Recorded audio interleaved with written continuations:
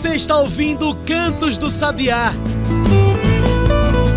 Cantos do Sabiá, o podcast do Centro Sabiá.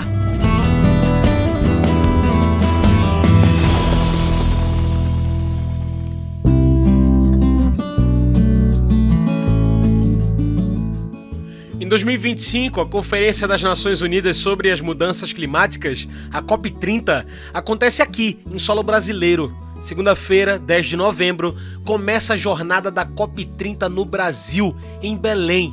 Um momento histórico para discutir mudanças climáticas cada vez mais extremos. Mas se é em novembro, por que estamos falando disso agora? É porque também em 2025 vem aí a trilha formativa Juventudes Semiáridas rumo à COP30, uma capacitação com foco em justiça climática, agroecologia e convivência com o semiárido, voltada para jovens de até 35 anos de diferentes regiões da América Latina. São elas, as juventudes, que construirão o nosso futuro. Que futuro é esse? Aliás, mais que isso, que futuro climático estamos garantindo para o amanhã, para o nosso hoje? Eu sou João Lucas, comunicador daqui do Centro Sabiá, e começa agora o Cantos do Sabiá, nosso podcast semanal sobre campo, cidade e o mundo. Você sabia que tem um jeito de apoiar o nosso conteúdo? É bem fácil. Se você curte nossos podcasts, gosta do DDP, o boletim 2 Dedos de Prosa, esse informativo do Centro Sabiá, também nossas prosas de agroecologia, de sustentabilidade e também gosta de ficar por dentro das novidades, dos cursos de formação, das nossas lutas, você precisa vir com a gente. O bom é que agora tem um canal exclusivo para isso. Vem fazer parte do canal do Centro Sabiá, vem fazer parte do Agroecologia em Foco. Agroecologia em Foco é o canal do WhatsApp do Centro Sabiá, para você receber toda semana informativos do que tem de mais urgente na agroecologia. Clica no link desse podcast e vem fazer parte. Agroecologia em Foco, o canal do WhatsApp do Centro Sabiá. Vem com a gente. Agora sim, bora pro papo. São elas, as juventudes, que construirão o nosso futuro. Nada mais justo do que serem elas também as que ouvem, falam, participam, que são ativos numa conferência tão urgente quanto a COP30 Brasil. Por isso que hoje falamos de Juventudes Semiáridas rumo à COP30, essa trilha formativa, uma ação da plataforma Semiáridos da América Latina em parceria com o Centro Sabiá, o Observatório do Clima e a Terra Idiome Suíça. A proposta é formar e articular jovens rurais para incidirem em espaços de decisão, como a COP30, que acontece no Brasil, em Belém. E por que essa participação importa? Como participam as juventudes rurais na COP30 e até mesmo do que vale essa participação? A gente conversa sobre isso tudo agora com Francis Andrade. Ele que é diretor executivo da Associação de Jovens Engaja Mundo e coordena a Rede Brasileira de Jovens pela Biodiversidade. Francis, muito bem-vindo ao programa. Se apresenta para quem está nos ouvindo. Olá, gente. Bom dia. Um prazer estar aqui com vocês. Mas vamos lá, né? Eu sou Francis, sou de Nossa Senhora da Glória, Sergipe, lá bem no interiorzão mesmo, semiárido sergipano. Eu venho aí de uma trajetória do ativismo socioambiental e por justiça climática. Há um tempo venho atuando em espaços de articulação para inserir as juventudes em espaços de tomada de decisão, fazer com que a juventude se mobilize, crie estratégias para influenciar aí as decisões que nos impactam. E eu acho que ao longo do dia a gente vai se conhecendo mais um pouco. Muito obrigado, Francis, por participar com a gente. E olha, antes de mais nada, Francis, o que é essa COP30, esse evento mundial que vem para o Brasil? Então, o que é essa bendita COP, né? Então, a COP, ou Conferência das Partes sobre Mudança do Clima, ela é uma das grandes conferências da ONU. Ela foi criada ali na pós-Rio 92, na verdade, também um evento que foi sediado no Brasil, uma das grandes conferências sobre sustentabilidade e meio ambiente. E hoje, né, esse ano, a gente já vai para a sua 30ª edição, por isso COP30. COP30, ela é a Conferência das Partes, onde as partes são representadas pelos países que assinam esse acordo. É, E o que é, né? Como que funciona isso? A COP, o espaço da COP, é o espaço oficial da ONU, é um espaço que vai ser discutido, né, entre as lideranças mundiais sobre assuntos relacionados ao clima, como mudanças climáticas, os efeitos das mudanças climáticas, né? É, como a gente reduz os gases do efeito estufa, não só reduzir da atmosfera, mas também como que a gente captura esses gases que ainda fazem efeito, né, sobre o meio ambiente, sobre o clima. É, e é um espaço de discussão, da gente entender quais são os mecanismos que estão sendo elaborados, as novas metas, os novos acordos, quais são as soluções também que existem, buscar financiamento para os impactos da crise climática e também olhar como que a sociedade, né, civil ali, a sociedade, as organizações, até mesmo as empresas, o que elas estão propondo também de soluções. Então é uma grande reunião de condomínio onde todas as partes vão estar mostrando o que está fazendo, ou não, né? Tem isso, ou está deixando de fazer, e para buscar um acordo comum. Às vezes esse acordo comum não agrada a todos, mas é um caminho. E a gente vai estar lá observando isso. E a gente está aqui não para falar da perspectiva desse evento, da ONU, mas da nossa perspectiva, uma visão da juventude. Francis, que visão é essa das juventudes, a sua, para um evento como esse? Assim, a minha expectativa e a minha perspectiva nesse sentido é que a juventude de fato participe desse processo, né? Na sua maior, né, diversidade, multiplicidade. A gente sabe que as juventudes são plurais, né? Então, ter esse protagonismo. É, mas, para além disso, né, a gente vem aí de um extenso, né, e um longo caminho de COP, em que as crises, né, seja do clima, da biodiversidade, do avanço da desertificação, até de uma crise econômica, né, de um processo em que as juventudes acabam perdendo o interesse ou as esperanças em um futuro mais sustentável, justo e digno. Entenda a sua importância, o seu protagonismo para a implementação desses acordos. Então, o que eu espero muito disso é ver as juventudes participando na, nos seus processos. E então, para além disso, mostrar que a gente conhece, né, tem as soluções, a gente tem os mecanismos, mas falta essa oportunidade, né, de fazer com que a gente seja ouvido e, de fato, as nossas vozes sejam implementadas em políticas mais eficazes, porque de nada adianta também a gente só, nesse sentido de só o participar e dizer que a gente está lá e disso virar só uma foto, né, engavetada ou postada, mas que as implementações e as soluções elas tenham com base também as nossas respostas. Eu acho que é um pouco disso, assim, esse movimento, assim, de participar e começar a esses processos serem traduzidos a partir das nossas perspectivas. E é pensando nessa, mas na pluralidade que as juventudes rurais trazem, que está lançada a trilha formativa Juventudes Semiáridas rumo à COP30. Francis, você participa dessa trilha? Como é que surge essa ideia? Que ideia é essa de levar juventudes semiáridas para a COP30? Olha, o que falar dessa trilha? Essa trilha é muito importante. E não é só porque eu tô envolvido, não.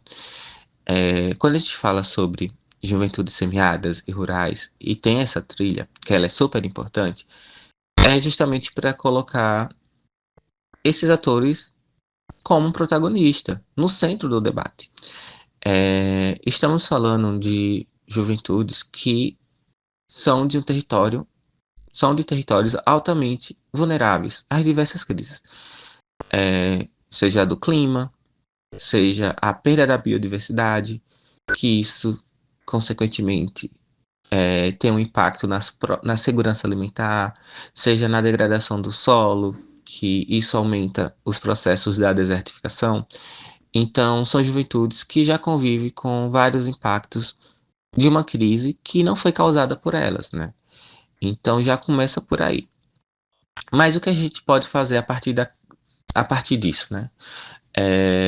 Como envolver essas juventudes? Então, essa trilha vem muito nesse sentido, né? De mostrar que tem esses impactos, a gente precisa lutar pela justiça climática, mas preparar essas juventudes para estar nesses processos, né? Entender o que significa esse espaço, democratizar essa conferência, falar o que são as recomendações, como que a gente cria posicionamentos, para que assim não somente faça essa incidência na COP30, né? Mas também em outros espaços super importantes de tomada de decisão. E aí tem essa trilha super importante que ela faz esse processo de treinamento, traz especialista para a gente conversar e também a gente olha para o território dessas juventudes e mostra, olha, vocês têm soluções aí, vocês têm caminhos, vocês conseguem fazer. Como que a gente mostra isso, né? Como é que a gente faz isso? E essa trilha a gente tá super ansioso porque vai mostrar um pouco desse caminho. É uma iniciativa para tentar cavar um espaço, né, nessa grande conferência. Faz sentido discutir semiárido quando a gente fala de COP30, a Conferência das Nações Unidas sobre as Mudanças Climáticas, Francis? Por quê? Olha que pergunta boa e interessante, tá? Porque eu acho que não é somente cavar uma oportunidade de espaço, mas também como mudar esse espaço, né, para ser o mais agradável possível. A gente tem uma participação social importante dentro desse espaço, mas foi um espaço que ele não é pensado para que a gente esteja lá, ou esteja confortável, né? Então, como que a gente consegue garantir isso para que essa participação continue e aumente, né? E aí, quando você fala sobre essa questão de faz sentido ou não, tá lá, né? As juventudes rurais semiáridas tá nesse espaço, totalmente, porque são processos, existe processo no nosso território que a gente nem imagina que isso é discutido dentro de uma conferência do clima, até porque a gente não consegue avançar nos esforços de sinergia entre essas diversas conferências, diversas crises, né? Então, quando eu digo que as juventudes rurais, semiáridas, elas não têm mais oportunidade no seu território, é porque as conferências elas não estão sendo implementadas, os acordos estão sendo implementados de forma mais eficaz. Então, se a juventude do campo não tem financiamento, não tem recurso técnico, financeiro, sabe, para continuar com a produção ali da agricultura familiar, é porque as monocultura, o agronegócio está recebendo grande parte desse financiamento, desses recursos, desses esforços. Se eu falo que as juventudes do campo estão saindo do campo para ir para os centros urbanos, né, para cidades grandes, atrás de emprego, oportunidade, é porque não está tendo esforço para aumentar a qualidade de vida nas comunidades, né, do território, de criar empregos verdes, empregos que sejam justos e dignos, esforços para combater a degradação do solo e a gente conviver de fato no nosso território. Então, faz super sentido, até para a gente ampliar o nosso conhecimento e entender que muito do que as juventudes rurais estão passando assim nos seus territórios, com falta de oportunidade, com o avanço da desertificação, com o aumento da temperatura, com as inundações em muitos lugares, né?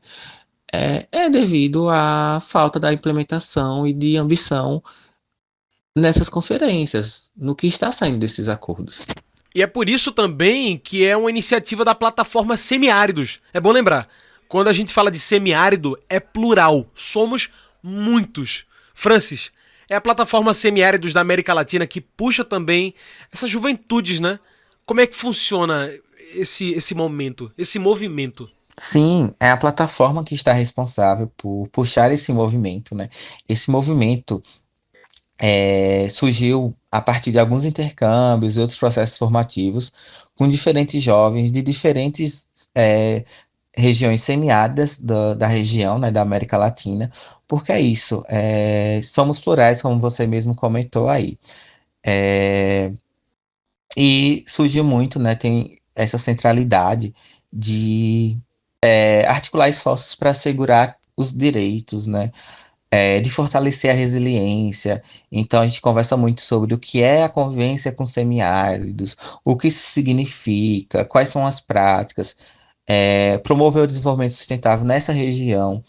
E, além disso, né, como que a gente articula, né, cria estratégias de incidência para que essas juventudes, né, estejam nesses espaços, ocupem esses espaços de tomada de decisão. E como eu comentei anteriormente, não é somente ocupar, né, mas como que isso a gente consegue mudar? Como é que moda para ser agradável para nossa participação, para essa continuidade? Como é que a gente garante que as nossas vozes realmente sejam ouvidas, sejam ecoadas e de forma eficaz, né, sejam implementadas em políticas mais eficazes para esse público, para juventudes, para regiões semiáridas? Como que a gente coloca, né, nesses debates essas diferentes realidades? Então a plataforma é esse facilitador desse processo, porque quem faz mesmo a diferença são as juventudes, né, nos seus territórios. Juventude e futuro tem tudo a ver. Mas esse futuro ele começa agora. Começa também na COP30 que acontece no Brasil. Juventudes precisam fazer parte o quanto antes, quando o debate é futuro, já que são elas que também vão herdar esse futuro, esse hoje climático que estamos construindo. Que futuro é esse? Vai pensando nisso que agora a gente faz uma pausa aqui, mas volta já para falar sobre esses rumos da COP30, essa produção de conhecimento e também para falar sobre juventudes semiáridas rumo à COP30. Fica aí, a gente volta já. Dois Dedos de Prosa, o boletim do Centro Sabiá já está no ar. O DDP é um boletim informativo do Centro Sabiá, um boletim impresso e digital que reúne artigos da equipe e de convidados e convidadas para falar sobre campo, cidade, meio ambiente, mudanças climáticas, agricultura urbana e familiar.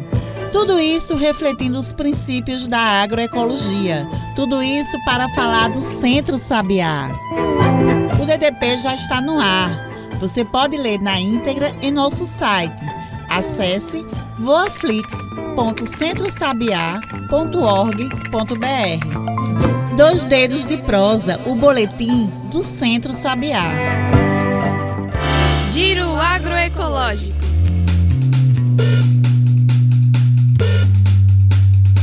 Para abrir o giro, se liga! A UFRPE oferece 40 vagas para o curso de bacharelado em agroecologia. Foi divulgado o edital do processo seletivo para ingresso no curso presencial Bacharelado em Agroecologia, da sede Dois Irmãos, no semestre letivo 2025.2. Serão oferecidas 40 vagas para o curso de agroecologia para ingresso no semestre letivo 2025.2. As inscrições serão realizadas exclusivamente via internet, através do endereço eletrônico selecal.ufrpe.br. Vou repetir, só pode via internet, através do endereço eletrônico selecal.ufrpe.br. A entrada no curso tem como base os resultados obtidos no Exame Nacional do Ensino Médio, Enem, e que cumulativamente tem obtido nota acima de 0 na prova de redação, em uma das 5 edições entre 2020 até 2024. A seleção para o bacharelado em agroecologia acontece no período de 16 de junho até 13 de julho de 2025. Atenção para o período de seleção, viu?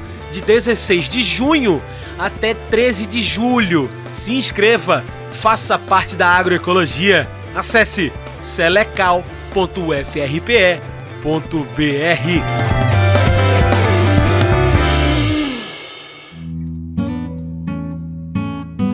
Estamos de volta, a gente segue aqui conversando com Francis Andrade, ele que é pesquisador e ativista socioambiental e climático do Alto Sertão Sergipano. Hoje, conversando aqui com a gente sobre Juventudes rumo à COP30. Está lançada a sorte, Francis.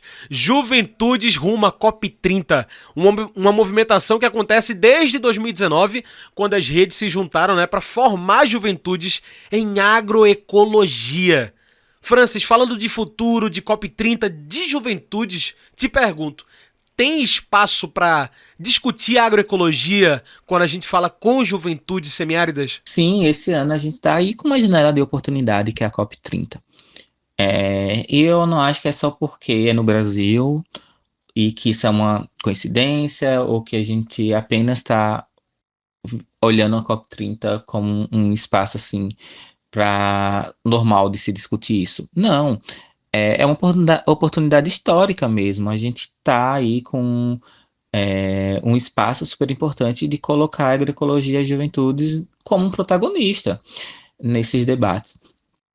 E falando em Brasil, em termos de Brasil, a gente está muito alinhado com o plano de transformação ecológica que foi lançado, justamente pensando em reconhecer a urgência da justiça social, da soberania alimentar.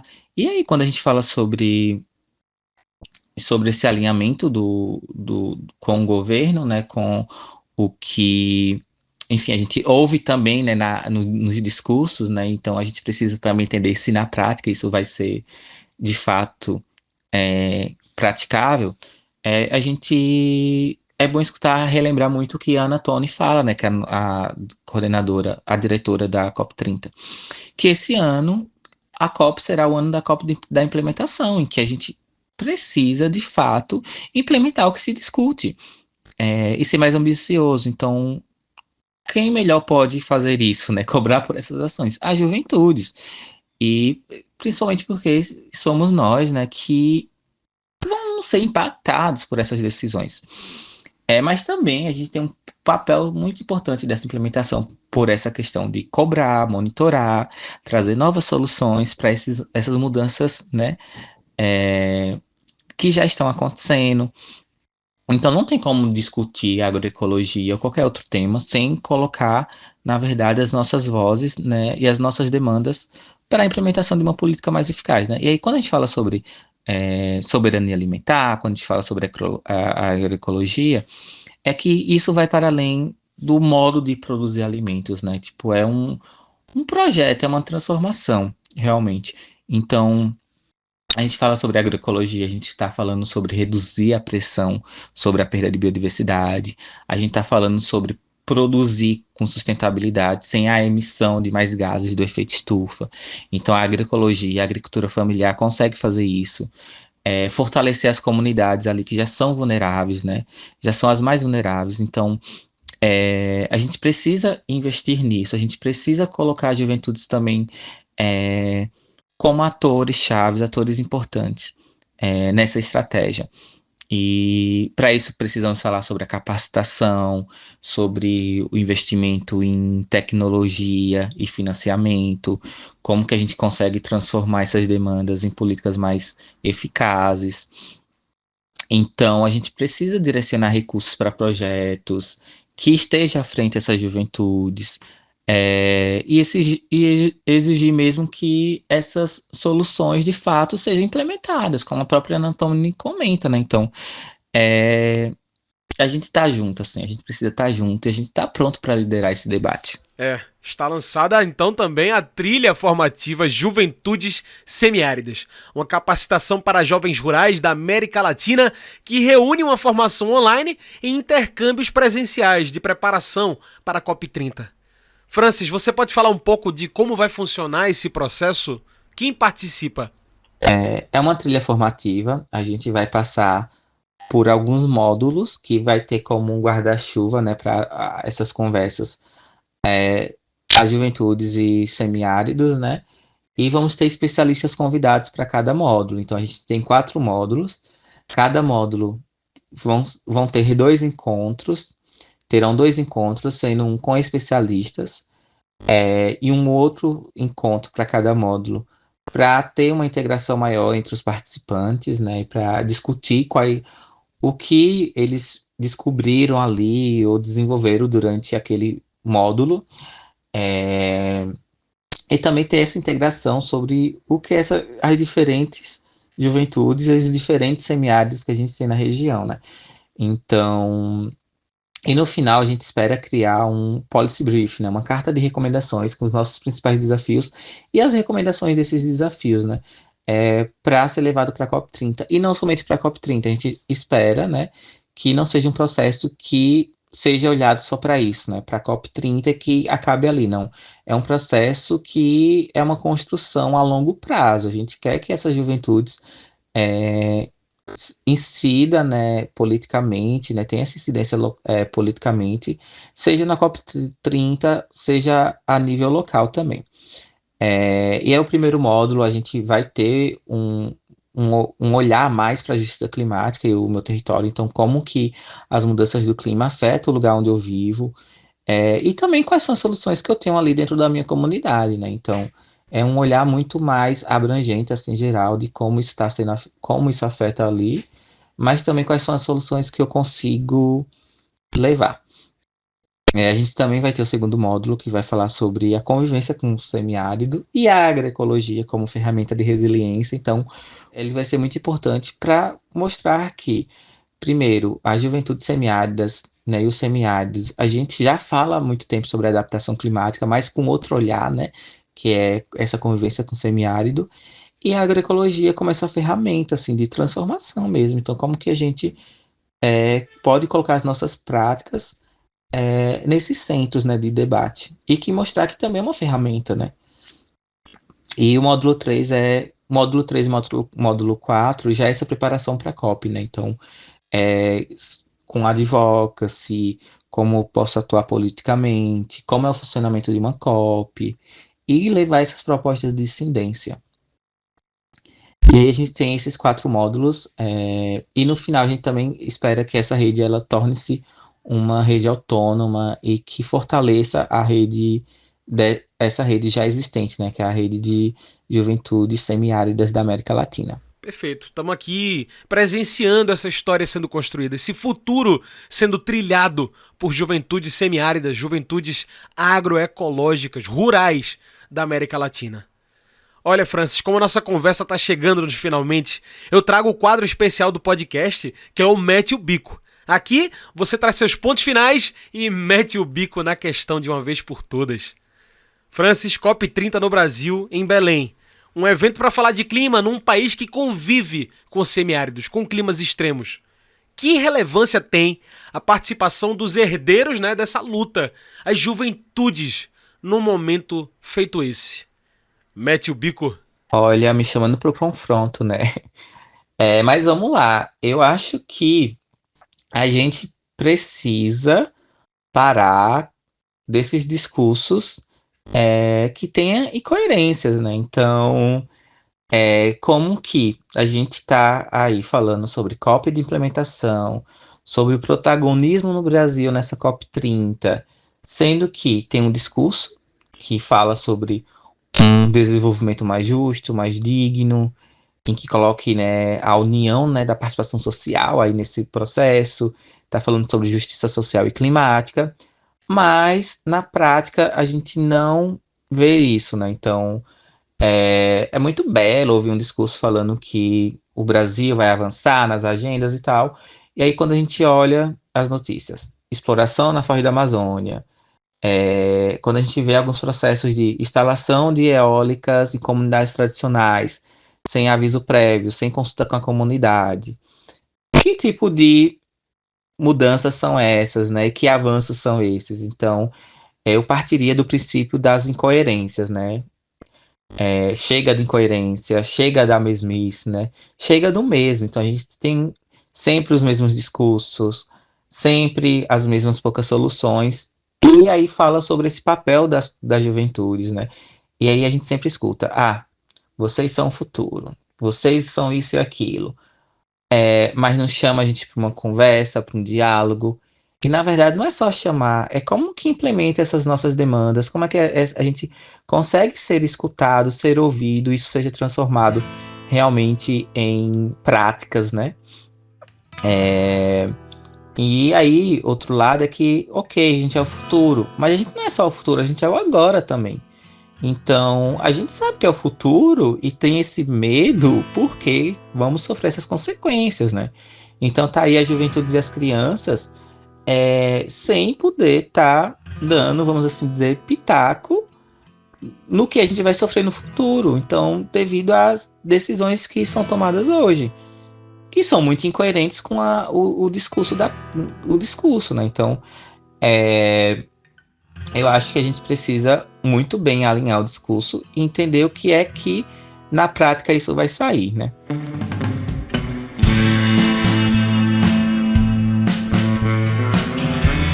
Aí, minha gente, juventudes rumo a esse futuro. Um futuro que também pense nessas juventudes. Juventudes rurais, de luta, agroecológicas.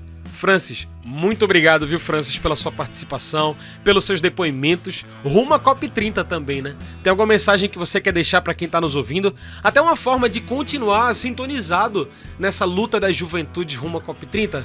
Agora, como se fosse um grande chamado para ação, né? Eu acho também um ponto, assim, de não deixar a esperança, assim, o fogo dessa esperança se acabar, que a gente precisa muito, assim, unir forças, tá ocupando esses espaços. E sim, não deixar a peteca cair, porque é isso que eles esperam da gente, né? Então, a gente precisa sim unir força, fazer esse caminho em conjunto.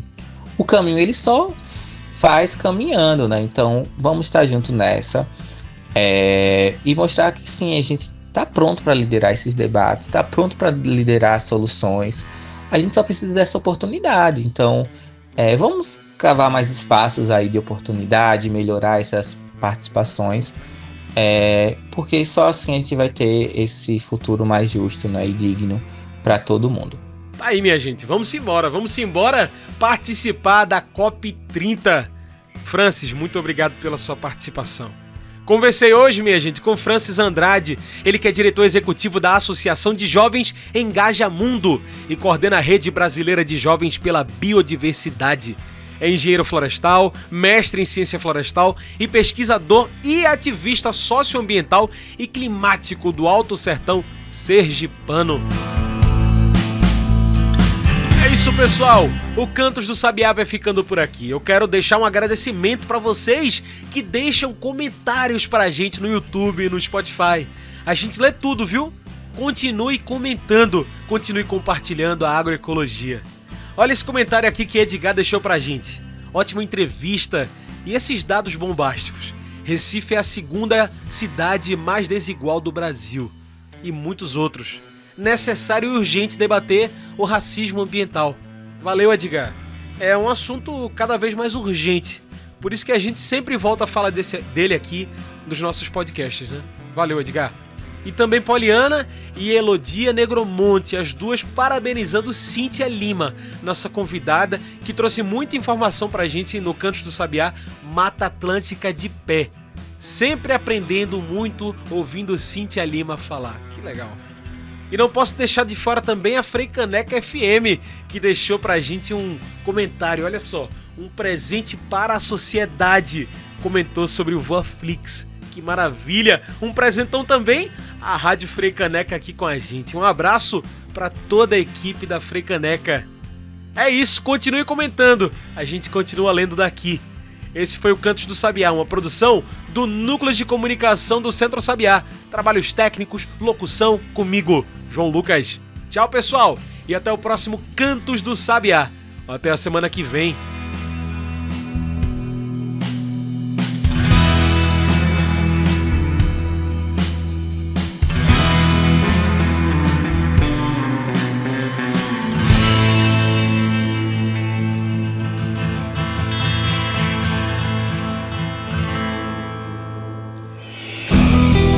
Você ouviu Cantos do Sabiá. Cantos do Sabiá, o podcast do Centro Sabiá.